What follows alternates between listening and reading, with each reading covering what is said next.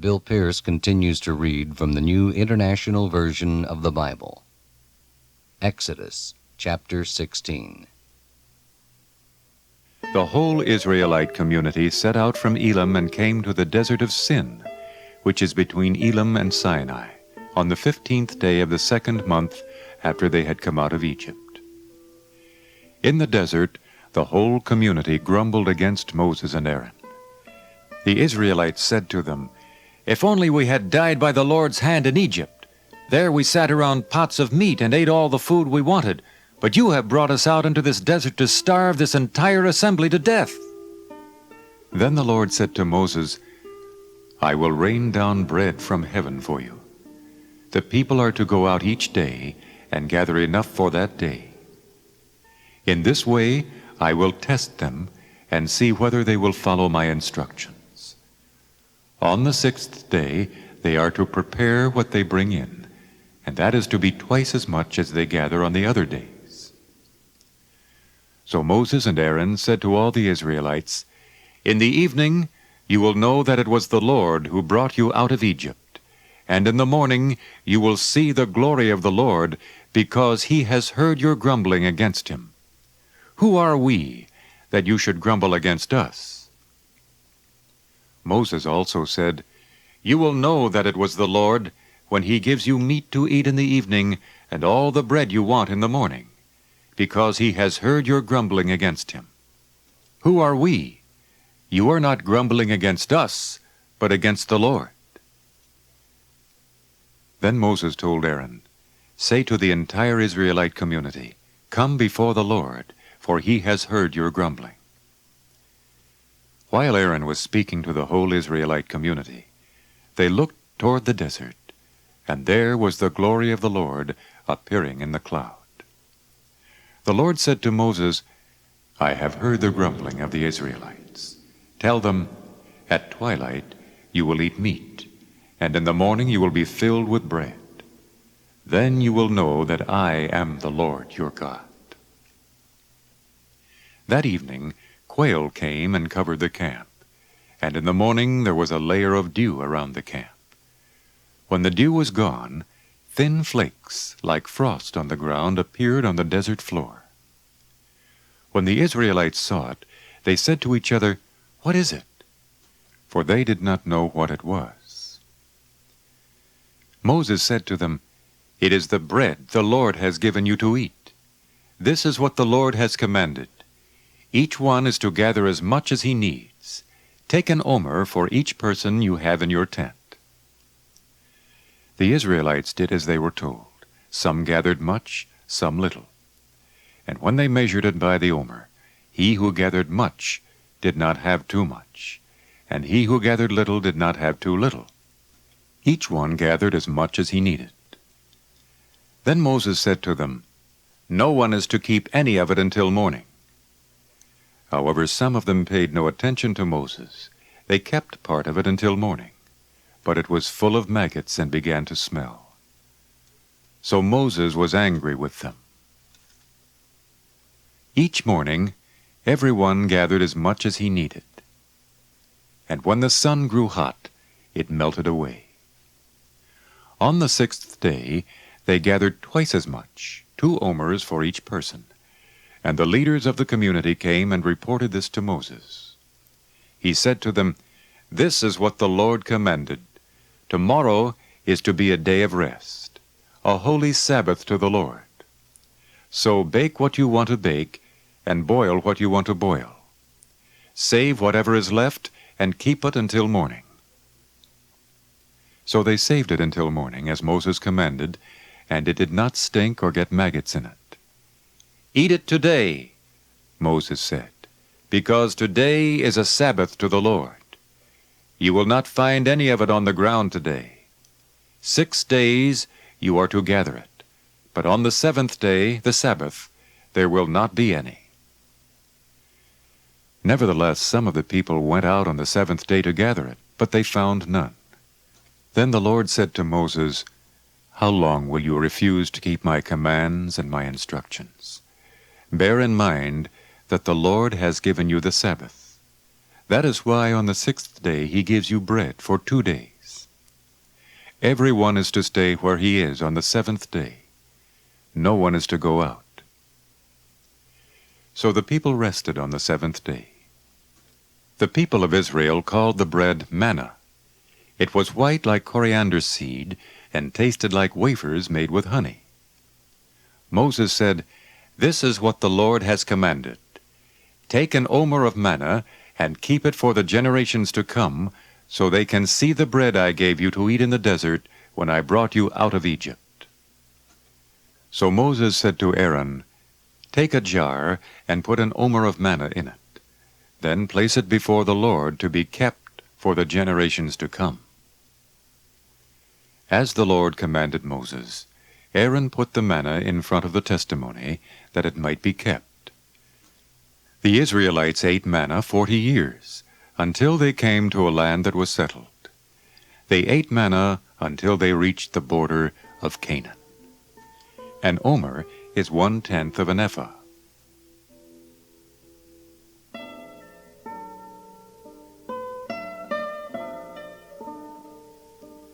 Chapter 17. The whole Israelite community set out from the desert of Sin, traveling from place to place as the Lord commanded. They camped at Rephidim, but there was no water for the people to drink. So they quarreled with Moses and said, "Give us water to drink." Moses replied, "Why do you quarrel with me? Why do you put the Lord to the test?" But the people were thirsty for water there, and they grumbled against Moses. They said, "Why did you bring us out of Egypt to make us and our children and livestock die of thirst?" Then Moses cried out to the Lord, "What am I to do with these people? They are almost ready to stone me." The Lord answered Moses, "Walk on ahead of the people. Take with you some of the elders of Israel, and take in your hand the staff with which you struck the Nile, and go. I will stand there before you by the rock at Horeb. Strike the rock, and water will come out of it for the people to drink." So Moses did this in the sight of the elders of Israel. And he called the place Massah and Meribah, because the Israelites quarreled, and because they tested the Lord, saying, "Is the Lord among us or not?" The Amalekites came and attacked the Israelites at Rephidim. Moses said to Joshua, "Choose some of our men and go out to fight the Amalekites. Tomorrow I will stand on top of the hill with the staff of God in my hands." So Joshua fought the Amalekites as Moses had ordered, and Moses, Aaron, and Hur went to the top of the hill. As long as Moses held up his hands, the Israelites were winning. But whenever he lowered his hands, the Amalekites were winning. When Moses' hands grew tired, they took a stone and put it under him, and he sat on it. Aaron and Hur held his hands up, one on one side, one on the other, so that his hands remained steady till sunset. So Joshua overcame the Amalekite army with the sword. Then the Lord said to Moses, "Write this on a scroll as something to be remembered, and make sure that Joshua hears it, because I will completely erase the memory of the Amalekites from under heaven." Moses built an altar and called it, "The Lord is my banner." He said, "For hands were lifted up to the throne of the Lord. The Lord will be at war against the Amalekites from generation to generation."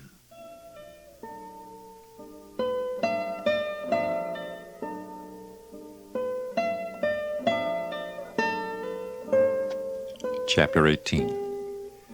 Now Jethro, the priest of Midian and father-in-law of Moses, heard of everything God had done for Moses and for his people Israel, and how the Lord had brought Israel out of Egypt.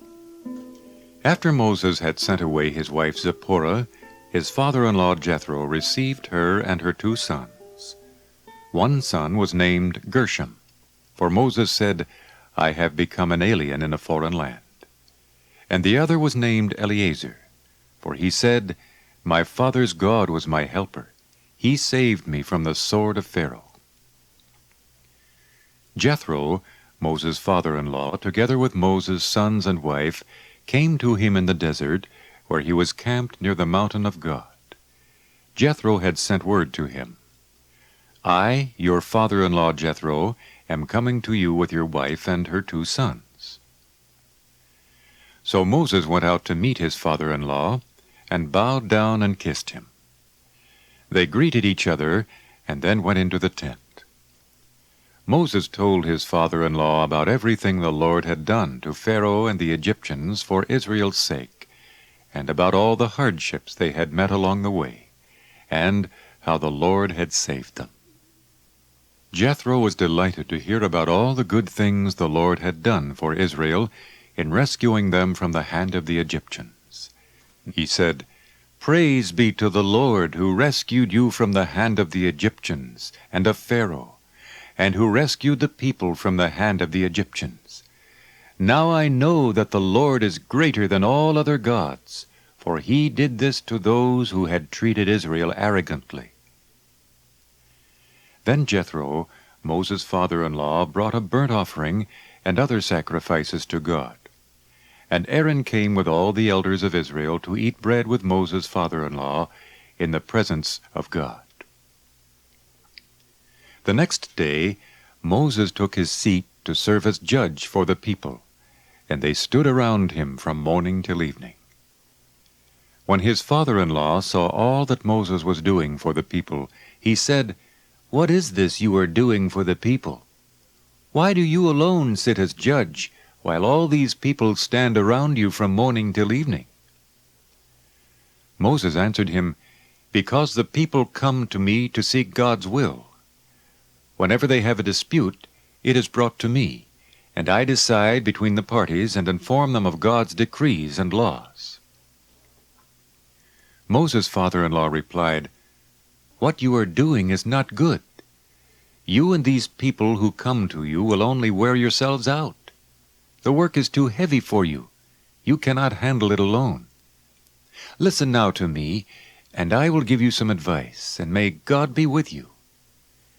You must be the people's representative before God and bring their disputes to Him. Teach them the decrees and laws, and show them the way to live and the duties they are to perform. But select capable men from all the people, men who fear God, trustworthy men who hate dishonest gain, and appoint them as officials over thousands, hundreds, fifties, and tens. Have them serve as judges for the people at all times, but have them bring every difficult case to you. The simple cases they can decide themselves. This will make your load lighter, because they will share it with you. If you do this, and God so commands, you will be able to stand the strain, and all these people will go home satisfied. Moses listened to his father-in-law and did everything he said. He chose capable men from all Israel and made them leaders of the people, officials over thousands, hundreds, fifties, and tens. They served as judges for the people at all times. The difficult cases they brought to Moses, but the simple ones they decided themselves. Then Moses sent his father-in-law on his way, and he returned to his own country.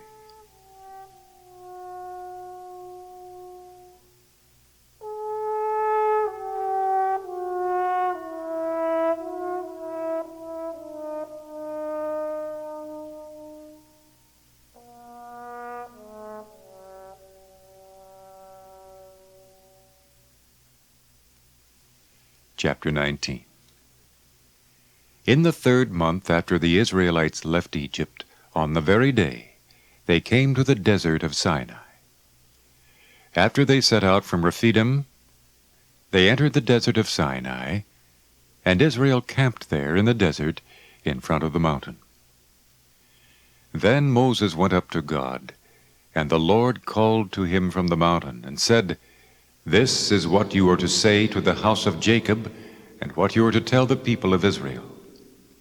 You yourselves have seen what I did to Egypt, and how I carried you on eagle's wings and brought you to myself. Now if you obey me fully and keep my covenant, then out of all nations you will be my treasured possession. Although the whole earth is mine, you will be for me a kingdom of priests and a holy nation. These are the words you are to speak to the Israelites." So Moses went back and summoned the elders of the people and set before them all the words the Lord had commanded him to speak.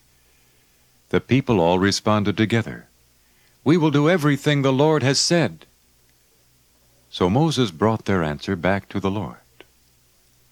The Lord said to Moses, "I am going to come to you in a dense cloud, so that the people will hear me speaking with you and will always put their trust in you." Then Moses told the Lord what the people had said. And the Lord said to Moses, "Go to the people and consecrate them today and tomorrow. Have them wash their clothes and be ready by the third day, because on that day the Lord will come down on Mount Sinai in the sight of all the people. Put limits for the people around the mountain and tell them, 'Be careful that you do not go up the mountain or touch the foot of it. Whoever touches the mountain shall surely be put to death. He shall surely be stoned or shot with arrows. Not a hand is to be laid on him. Whether man or animal, he shall not be permitted to live. Only when the ram's horn sounds a long blast may they go up to the mountain.'" After Moses had gone down the mountain to the people, he consecrated them, and they washed their clothes. Then he said to the people, "Prepare yourselves for the third day. Abstain from sexual relations."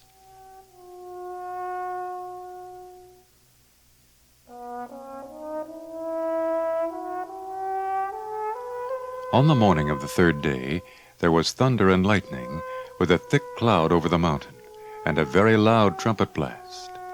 Everyone in the camp trembled. Then Moses led the people out of the camp to meet with God, and they stood at the foot of the mountain. Mount Sinai was covered with smoke, because the Lord descended on it in fire. The smoke billowed up from it like smoke from a furnace. The whole mountain trembled violently, and the sound of the trumpet grew louder and louder. Then Moses spoke, and the voice of God answered him. The Lord descended to the top of Mount Sinai and called Moses to the top of the mountain. So Moses went up, and the Lord said to him, "Go down and warn the people, so they do not force their way through to see the Lord, and many of them perish. Even the priests who approach the Lord must consecrate themselves, or the Lord will break out against them." Moses said to the Lord, "The people cannot come up Mount Sinai because you yourself warned us. Put limits around the mountain and set it apart as holy." The Lord replied, "Go down and bring Aaron up with you. But the priests and the people must not force their way through to come up to the Lord, or he will break out against them." So Moses went down to the people and told them.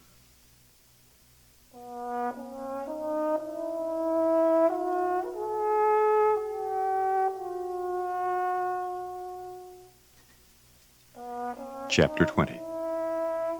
And God spoke all these words. "I am the Lord your God, who brought you out of Egypt, out of the land of slavery. You shall have no other gods before me. You shall not make for yourself an idol in the form of anything in heaven above, or on the earth beneath, or in the waters below. You shall not bow down to them or worship them. For I, the Lord your God, am a jealous God, punishing the children for the sin of the fathers to the third and fourth generation of those who hate me, but showing love to thousands who love me and keep my commandments. You shall not misuse the name of the Lord your God, for the Lord will not hold anyone guiltless who misuses his name. Remember the Sabbath day by keeping it holy. 6 days you shall labor and do all your work.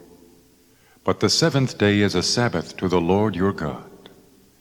On it you shall not do any work, neither you, nor your son or daughter, nor your manservant or maidservant, nor your animals, nor the alien within your gates. For in 6 days the Lord made the heavens and the earth, the sea, and all that is in them. But he rested on the seventh day. Therefore the Lord blessed the Sabbath day and made it holy. Honor your father and your mother, so that you may live long in the land the Lord your God is giving you. You shall not murder. You shall not commit adultery. You shall not steal. You shall not give false testimony against your neighbor. You shall not covet your neighbor's house.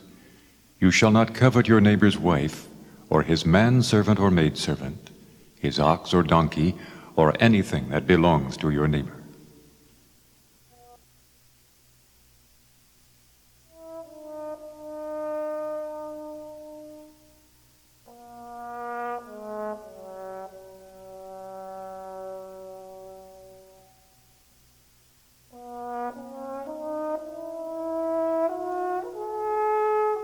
When the people saw the thunder and lightning, and heard the trumpet, and saw the mountain and smoke, they trembled with fear. They stayed at a distance and said to Moses, "Speak to us yourself, and we will listen. But do not have God speak to us, or we will die." Moses said to the people, "Do not be afraid. God has come to test you, so that the fear of God will be with you to keep you from sinning." The people remained at a distance while Moses approached the thick darkness where God was. Then the Lord said to Moses, "Tell the Israelites this: You have seen for yourselves that I have spoken to you from heaven. Do not make any gods to be alongside me. Do not make for yourselves gods of silver or gods of gold. Make an altar of earth for me, and sacrifice on it your burnt offerings and fellowship offerings, your sheep and goats and your cattle. Wherever I cause my name to be honored, I will come to you and bless you. If you make an altar of stones for me, do not build it with dressed stones, for you will defile it if you use a tool on it. And do not go up to my altar on steps, lest your nakedness be exposed on it. These are the laws you are to set before them." Chapter 21. If you buy a Hebrew servant, he is to serve you for 6 years. But in the 7th year he shall go free, without paying anything. If he comes alone, he is to go free alone.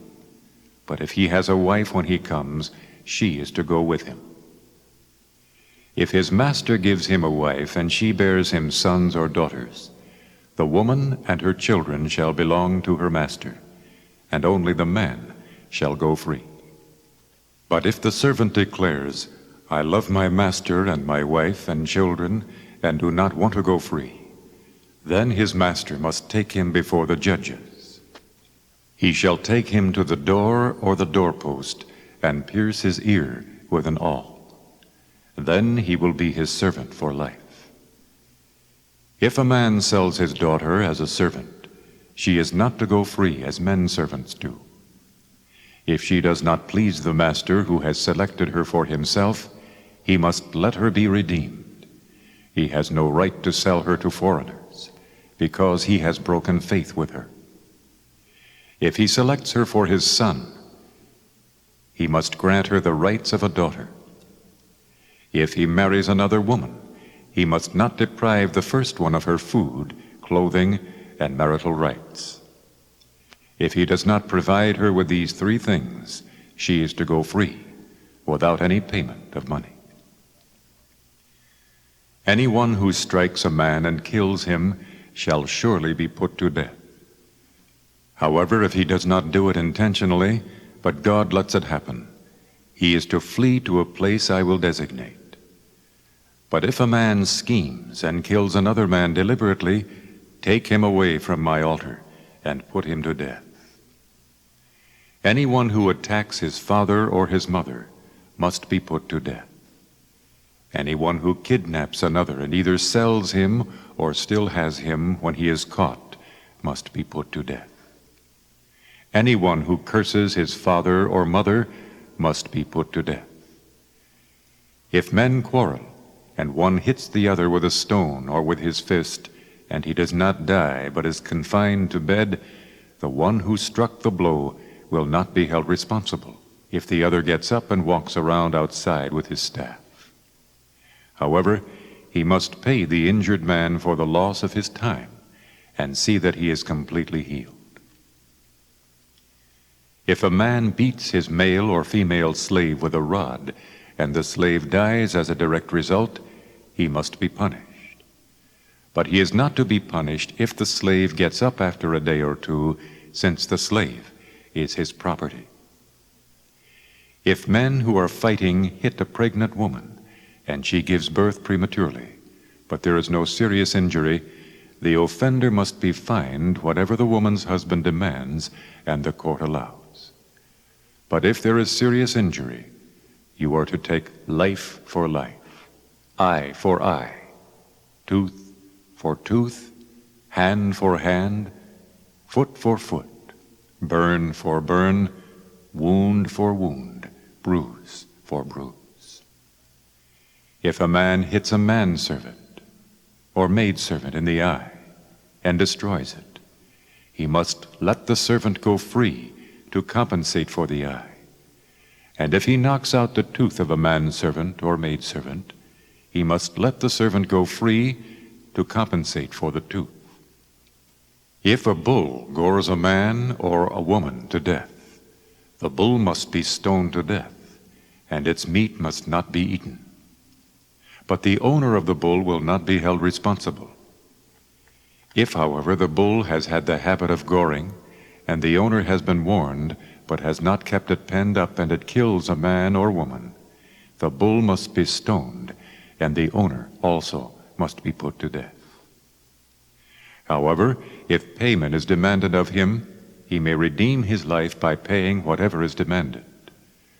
This law also applies if the bull gores a son or daughter.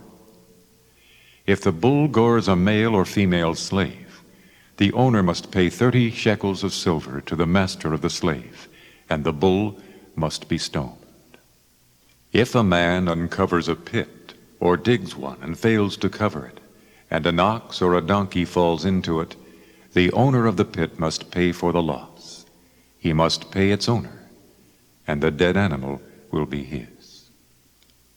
If a man's bull injures the bull of another and it dies, they are to sell the live one and divide both the money and the dead animal equally. However, if it was known that the bull had the habit of goring, yet the owner did not keep it penned up, the owner must pay, animal for animal, and the dead animal will be his. Chapter 22. If a man steals an ox or a sheep and slaughters it or sells it, he must pay back 5 head of cattle for the ox and 4 sheep for the sheep. If a thief is caught breaking in and is struck so that he dies, the defender is not guilty of bloodshed. But if it happens after sunrise, he is guilty of bloodshed. A thief must certainly make restitution, but if he has nothing, he must be sold to pay for his theft.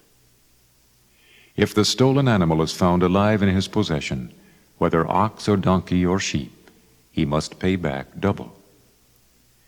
If a man grazes his livestock in a field or vineyard and lets them stray, and they graze in another man's field, he must make restitution from the best of his own field or vineyard.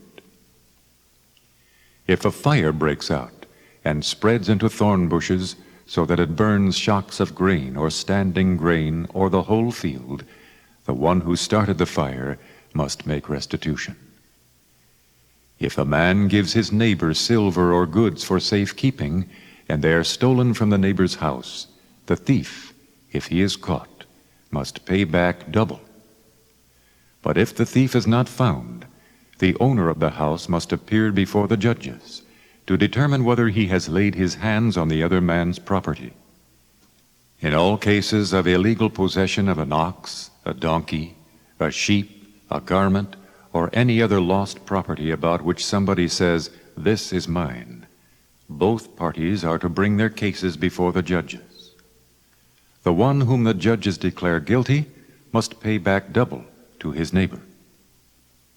If a man gives a donkey, an ox, a sheep, or any other animal to his neighbor for safekeeping, and it dies, or is injured, or is taken away while no one is looking, the issue between them will be settled by the taking of an oath before the Lord that the neighbor did not lay hands on the other person's property.